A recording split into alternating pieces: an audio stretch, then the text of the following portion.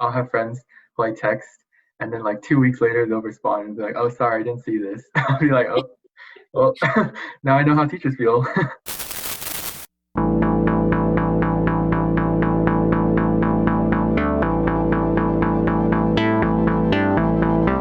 Hello, Piedmont Hills High School. This is Polly's podcast, the Legends Weekly Quarantine Podcast, here to give the Piedmont Hills community new perspectives during this time. My name is Victor. And I'm Joanne, and today we're going to explore the perspective of counselors. So you've probably seen her around in your classes giving presentations on high school credits, graduation requirements, all the good stuff. Now the school has been canceled. Counselors now have to find new ways to communicate with students, which has been arguably very hard. So join with us today is everyone's favorite head counselor, Ms. Shoopman, and our new counselor, Ms. Alice. So please introduce yourselves. Wonderful. I'm Ms. Shoopman. I work with students whose last names are DU through LED, and I also support the counselors as the head counselor. Hi, everyone. My name is Miss Alice. I just started at Piedmont at the end of January, so I'm still really new to the Piedmont community, but I just wanted to go ahead and introduce myself and let everyone know that I serve students with last names SP to Z, and I look forward to meeting more students and working with more students. I think I'll go ahead and head out. I just thank you guys for giving me the opportunity to introduce myself. Have a good talk. Okay, Bye. Okay, so first question. So how is quarantine going for you, and how have you been keeping yourself busy? Kind of like I was sharing with you earlier, I think each day is a different day. So some days I'm kind of enjoying the small things that bring me happiness, you know, going for my walks, getting to enjoy my morning coffee slower, and just kind of those like taking a breath, slowing down, living life a little bit at a much slower pace than I was before. So that part I do enjoy. I think I definitely have my bad days, the days where I start to feel cooped up and wonder how long this is going to last and wonder when I'm going to be able to see all of you guys. I really miss my students. I miss my friends. And so I think it depends on the day you ask me what my response is, but I've definitely been trying to find ways. Actually, work has been super busy, so that you have given me a great way to pass the time, just working with my students, because there's so many changes for them right now with colleges and how COVID's impacting testing. And so you guys have actually kept me very, very busy. So I do appreciate that. Since many students are pretty unaware of what counselors do, could you give us a rundown of what you've been up to during quarantine Sure. for Piedmont Hills? Absolutely. So basically what our goal is to help you be successful in high school. So whatever that takes, whether it's supporting you with a difficult class, helping you make decisions, giving you, I guess whatever supports you need to be successful, and also help you come up with a plan for after high school. So I guess our goal is to make sure not only are you successful during high school, but do you have a solid plan, and do you know how to achieve the goals that you've set for after high school? And so during quarantine, we tried to make sure that every bit of information that we would share with you if school was in session, we're still sharing. And so where we would have had like parent and student nights, instead we're doing virtual, like we'll do a YouTube video that we've shared out with students. We'll do frequently asked questions because things are changing each day. We try and send a lot of emails to students. We don't know if we get a lot of people reading them, but we definitely send out a lot of emails to our students. So our goal is to make sure you don't get any less service than you would have if we were still in session, just having to find creative ways to still communicate with our students. So you kind of already touched upon this, but so have you guys been able to conduct business such as like one-on-one meetings like you could do when you were still in school, but like how has it been different for you? Yeah. I guess one thing it's made me realize is how much of my job I can actually do virtually. It's been a surprise to see that we kind of just hit the ground running. So I can still communicate with my students. What I really miss is that personal face-to-face. That part isn't there, and that's definitely missed. And I think that's where you create connections with students and trust and build rapport. So that part I definitely miss. But in terms of like giving information that students need, it really hasn't changed. We just do more email now than it would have been, stop by at break or lunch. Now it's, send an email to your counselor and we'll respond to you. We've set up Zoom. So like we'll have a topic and then we'll have a Q&A on a Zoom after. It's a little bit nicer because then you have semi-interaction with somebody, not just a maybe email that doesn't really have as much emotion. And so we really have been able to communicate with our students. We just miss that personal touch, being able to actually, smile at them and have them in our presence, where again, you build that rapport and that trust is kind of a little bit harder by email. And how can students change their schedules? Because I know like that deadline might have passed, but is there any way? So yeah. I think you can imagine that is a very popular question. And so when I get multiple times a day, so at this point it is past the deadline to change your schedule. And so Ms. Pereira is creating a email that's going out. It actually went out to sophomores last night, and it shows you the courses that we have planned for you for next year. It's not in any order. You don't have your teachers listed, but it's basically, this is what you asked for. And we have had to take some students out of classes. So, there are some that are AP Psych, for example, super popular. Sadly, we had to take some underclassmen out. So to also give you an opportunity to see, unfortunately, if you didn't end up in a class because of it being over-enrolled. And so those course request emails are going to go out probably today would be my guess, unless you can't get it done until Monday. So I would assume that incoming juniors and seniors should get that information. So then the next thing is it kind of re-excites them to change their schedule again. But the problem is the vast majority of our classes are full. So if they see an error, they're going to let us know. If we made a clerical error, maybe put them in the wrong math level, we need to know that. But if it's just that they've changed their mind, unfortunately right now it would just be if there's a class that has an opening that we could offer them. And those are incredibly limited. And so most of my students are probably going to stay with what they have, because what's left may not really meet their needs. It may even be for younger students. And so so right now, if you have a course request change, you're going to fill that out in a Google sheet that's going to come in the email that you're going to get probably today. Another probably very popular question you guys have been probably getting a lot is, how can students opt out of their AP tests? Yeah. So I think our hope is first to make sure we educate them that they should really reconsider, should they be opting out. I think some of the students just got scared away because school closed early, but what they don't realize is College Board adjusted to that, and they actually stopped where they were expecting you to learn around the time of school closure.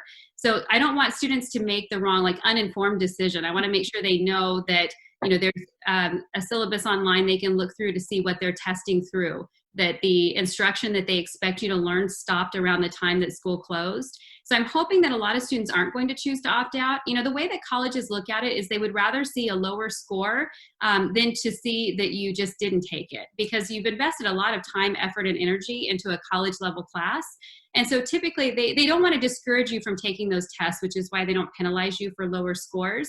But they usually like to see if you've invested that degree of time and effort and energy that you would at least attempt the test. And so my hope is that students are not going to opt out, that they're going to educate themselves on what's going to be on the test, and that they're going to do their very best. I also want them to at least attempt the college credit. If a student really feels passionate that there's a good reason why they're not ready, they should reach out to Nancy Pereira. She's our associate principal, and she's the AP coordinator. So she is the only one. Counselors can't make any adjustments to who's enrolled in to take an AP test. It would only be Ms. Pereira. And how can students return their textbooks? So that they're actually being very careful. They're coming up with certain days, and then they're even going to have to be so specific to have certain times to keep you really spread out. And so Ms. Davis is sending out emails to students, I believe on School Loop, and it's telling you specifically when, because it's not just textbooks. Unfortunately, it's cleaning out your PE locker and returning instruments and picking up art pieces. And so as we started going through it, athletic equipment, we realized that there's an awful lot that you have that we need, or we have that you need. And so they're coming up with a plan, but it is hard to move 2,200 students through a school with keeping you guys very distant from each other. And so really watch your School Loop email, because it's going to be very well scheduled, and it's going to make sure that they have you coming at different times so you're not too close to each other. All right. So as a senior, I'm pretty confused about how the whole process is for turning in my transcript for the college I'm going to. So could you go over the process of how that works? I sure can. And I think part of why you are confused is because we were confused. And so we're trying to do something different. You guys have not been great about responding to our emails. I'm sure nobody on this podcast. And so we've realized that the more steps we give you to have to order that final transcript, the more places you might screw up. And so what we did instead, we need the senior data. We need to know what colleges our students are going to, that helps us know. It's kind of an evaluation of our school and our school's performance, and it helps our younger students know the likelihood of getting into certain colleges, because it looks at your grade point average and whether or not you got into a certain school. You guys may not know this, but in Naviance, they actually have like this scattergram that lets you see whether or not students had the right, or what GPA they had, so you know your likelihood of getting into a certain campus. So all your senior data we really, really need. So our goal was to not give you two steps. So if there was a way that you could, from your senior survey, tell us where you're attending college, that's great, because that's where we're going to send your final transcript. So it's actually, in that sense, sounds beautiful. One stop, you just tell us where you're attending. There's a box. And so when you fill it out, you're going to list all the colleges you applied to, but you're only going to check off the box for attending for the one campus that you're attending. That's where I'm going to send, or Ms. Shea, our registrar, will send your final transcript. The only thing is there's a few hangups, because some students are, for some reason, needing more than one transcript to be sent, or maybe they're on a wait list, so they're not quite sure what's going to happen. And so I have changed the school loop instructions to tell you what to do if you think you need to send to more than one campus. So you're going to pick one for Naviance, and that will be sent. And then you're also going to request any others on Parchment, which is an online website where you can order transcripts. So if you just look at my School Loop posting for senior survey / final transcript, it will show you exactly what to do if you need more than one. If you've just made a mess of your senior survey, and I've had some students do that, you just send us an email and we can reopen it. So once you submit, you can't change it, but we can reopen it for you. So if you've made an error, just email your counselor and we just can click a button and reopen it for you. All right, cool. So since the quarantine period, have you had to change your methods in terms of giving students educational support? We have, kind of like I was telling you, it's just still trying to make sure that you get all the supports, but making it virtual. I think what's kind of heartbreaking is when we see how few people take advantage of those. Like, we can see the number of views for a video we create, for example, or we have a Zoom and we can see how many students are on our Zoom. And so I think we have been able to adjust to support students. I think our worry is it's not reaching enough students.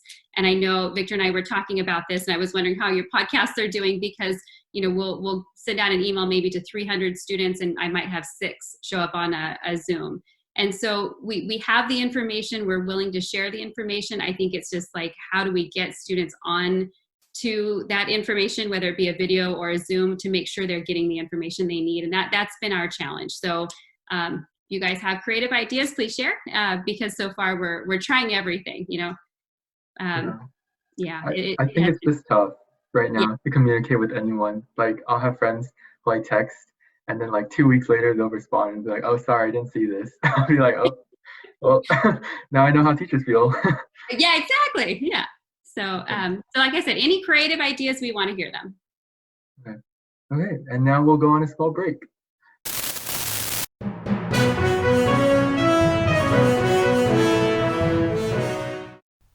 Hello, you are listening to the Pirates Quick Report.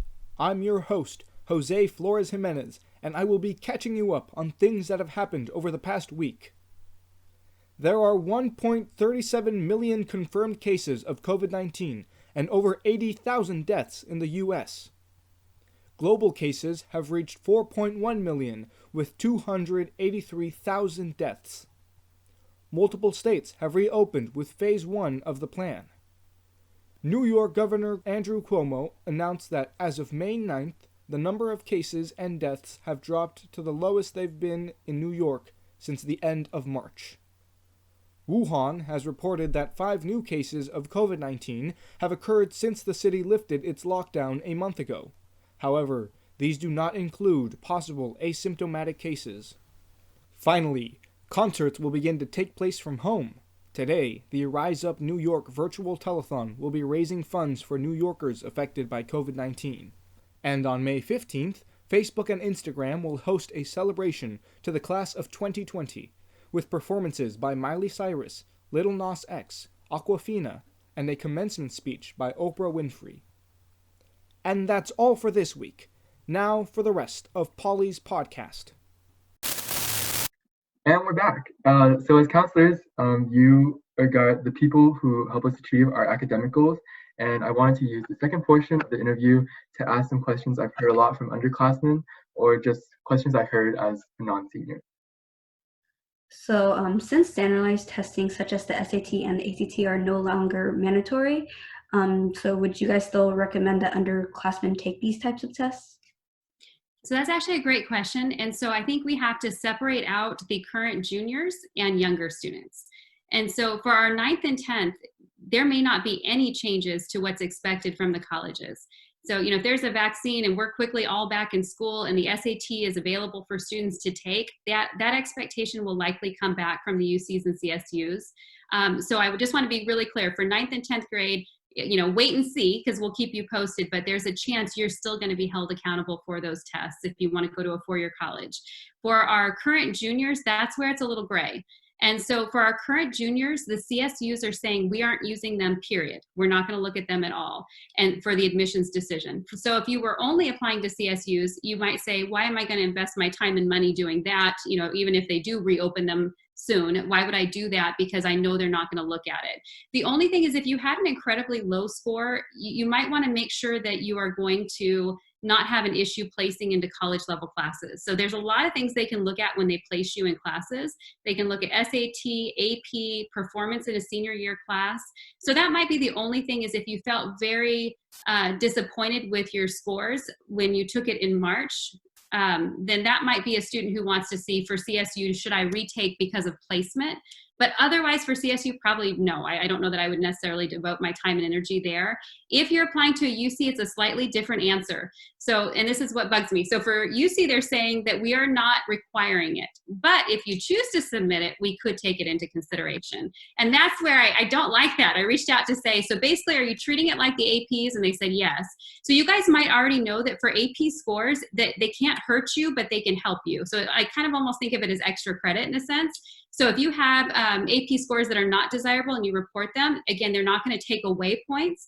But if you report some very high AP scores, that can give you extra points in their review process. And so when I reached out to their headquarters, they said, yes, they plan to do the same with SAT or ACT, which is that they aren't going to hurt you. It's like neutral. It's not going to hurt you. But if you do report some really high scores, that could help you. So then that's where kids have to make the judgment call. Is it something that, am I applying to a very selective school and my heart is set on this school and I wasn't satisfied? Do I want to retake the test? They are not making you submit scores. So students don't have to worry about that piece unless you've already sent, you know, they might still hang on to them. But that's where it's gray. So CSU, no other than placement. And for UCs, it's kind of gray because you can still look at it kind of as extra credit. If you are someone who you think is going to score very high, you might want to consider retesting, especially if they're open in fall, just to give yourself that edge. Okay. And private schools, who knows? Private schools are all over the place. So. Oh yeah, Yeah. private schools. Yeah. So also, what's the best advice you can give to students who are really worried about college application season? Because I know, like when I was like starting out in this season, I was like, oh, I have no idea what to do, and I just wish that I had more like help. So yeah. What advice?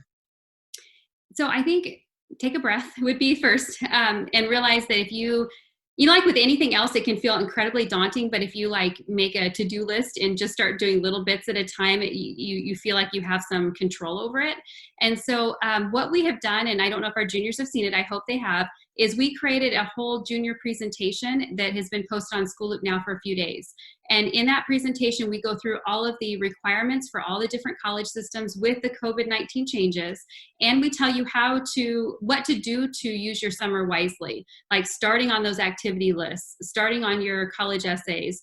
So anything that you can do in advance to kind of take that stress and pressure off senior year, that's great. So for those of you applying to a 4-year college that are currently a junior, make sure you go through that presentation very carefully, because we give you, tips and tricks.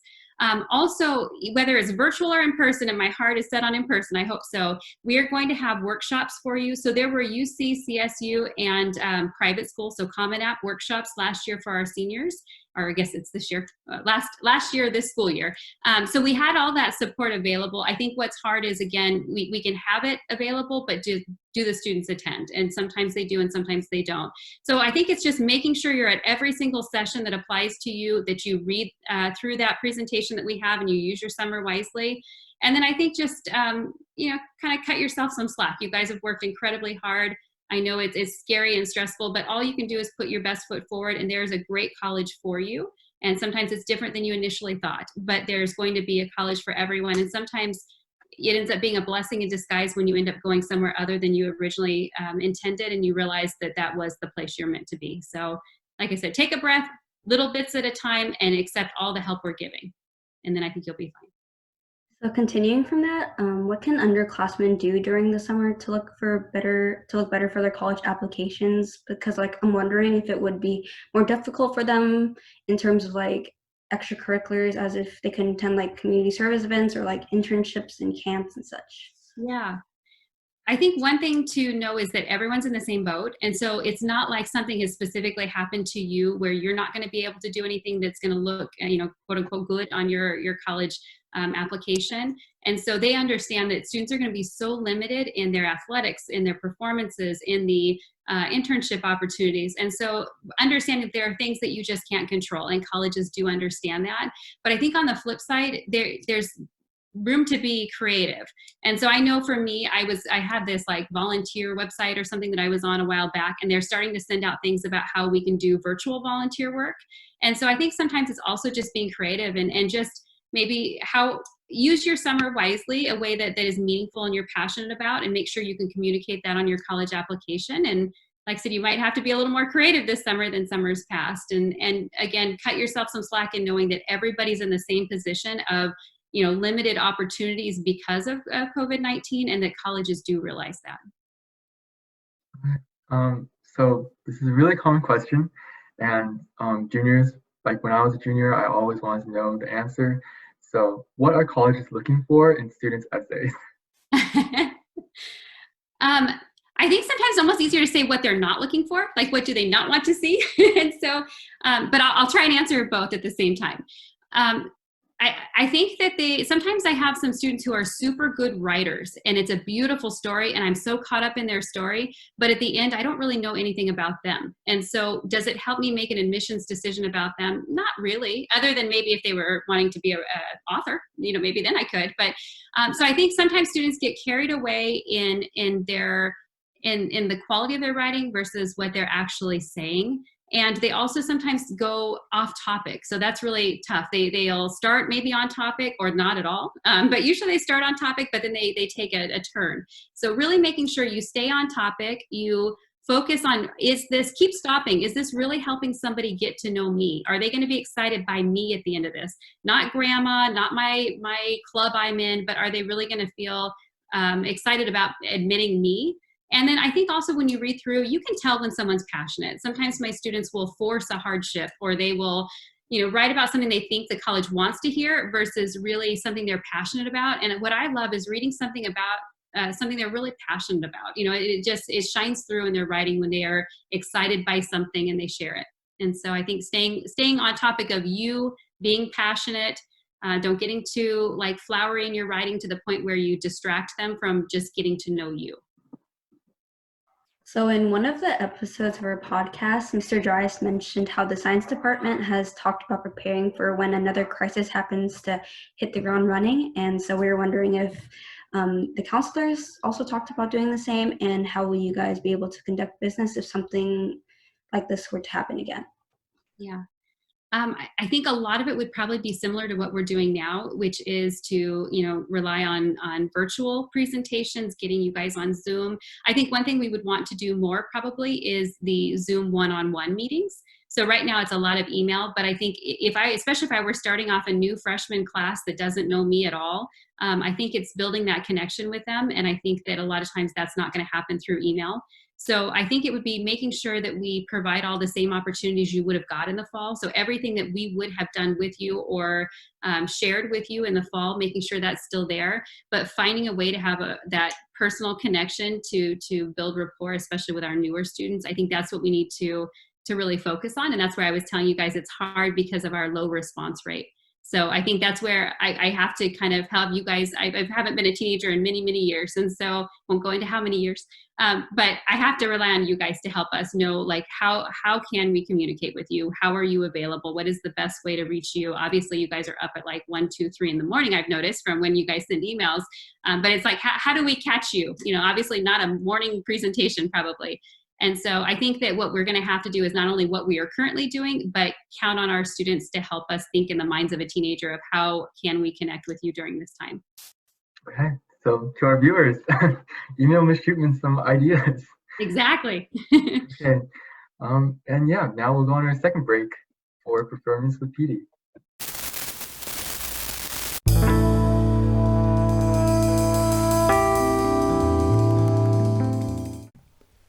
Welcome to Performance with Petey, the segment of the show where students share and listen. I'm your host, Jose Flores Jimenez, and before we begin, I would like to remind our listeners that this segment now takes submissions of short instrumental performances, vocal performances, visual art video reels, as well as original written pieces. To find out more, stick around for the end of the segment. For today's episode, I will be reading a satirical letter, which is my personal response to the protest made by people who want to reopen the country. I hope you enjoy listening to My Dog, Buddy. Dear Education System, it goes without saying that the shelter-in-place orders in America have divided us. The U.S. currently faces a dichotomy of interests. That is to say, some Americans are primarily concerned with saving lives, while others are more concerned with saving the economy. Truth be told, both are a matter of well-being, a matter that in the coming months and years will dictate the quality of life and security for the people of this country. Truth be told, this is a humanitarian concern, so grave and yet at its root so complex that it would be best we don't even touch the subject. And to tell you the truth, or truth be told, this is not a letter about humanitarian concerns, or even humans. For our domestic pets couldn't care less about any of this. Take my dog, for example. His name is Buddy, and prior to the shelter-in-place orders, Buddy would be left alone at home for upwards of 7 hours for 4 days a week. This, after spending the night alone because he cannot sleep on any human bed. Back then, whatever he did in his free time was not my family's main concern, so long as he was not chewing on our personal items, a habit he has yet to grow out of. On some days, Buddy would wait and wait and wait alone at home, chew whatever discarded item we happened to leave out, and when at last we would arrive, he would be scolded and yelled at. Now, those days are in the past, and Buddy couldn't care less why that might be. Indeed, Buddy cannot go play at a dog park now, but he can play at home, where solitude is no longer a threat. Similarly, other pet owners have found themselves with more time than ever to play with, train, and care for their animal tenants. No longer are pets a fixture of the household, who on certain days would be neglected because the owner had a bad day at school or at work, and on others would find themselves waiting an extra hour alone because something came up for the owner. I got Buddy in 2017, and though we've spent time together before, it feels like we just met this year. I love this dog. But truth be told, I miss the way things used to be. I miss school, and seeing my friends, and walking outside, and in spite of tiredness, achieving something every day. It is to my best interest to do homework again, not by choice, but because it is due. Otherwise, my education will suffer a drop that will take far too long to bring back up again. A crash, if you will. Maybe others can learn from home, but I sure can't. And my education is essential too. Now, according to some news outlets, domesticated animals can contract the coronavirus as well. But we don't know that for sure. It could be false reporting, or even fake news. Either way, I need my brain cells, and the government doesn't have the right to prevent me from learning. I beg you, let things go back to normal, for us and our pets, even if it is not in the pet's best interest. I know I do not stand alone when I say this. I couldn't care less what happened to my dog if I choose to learn in a social environment again. Truth be told, you'll have to open up schools again eventually, right? Best wishes, the kid who needs a haircut. End of satire. Thank you for sticking around. Remember that any student can get his or her art or talent shown in Polly's podcast. Just fill out the Performance with Petey survey, which will be issued out by the Legend, or loop mail Jose Flores Jimenez, grade 11. That's all for this week. Now for the rest of Polly's podcast. And we're back again. We're at the end here with our amazing counselor, Ms. Shoopman. So I wanted to give the floor to you. What other common questions have you heard since the beginning of quarantine, and can you answer them for us? Sure. You guys actually did a great job, because most of what I hear is what you're describing. I think the one thing you didn't talk about that I heard, especially at the beginning, a lot from is students' concerns about their grades. And so a lot of students were really confused with the whole grade floor and can my grade drop, and what if I'm not on distance learning, what's going to happen then? And they got my mama bear lecture about not being on distance learning, because I think what happened was some students who were satisfied with their grade thought, hey, I don't need this, and they forgot it's incredibly important you're there.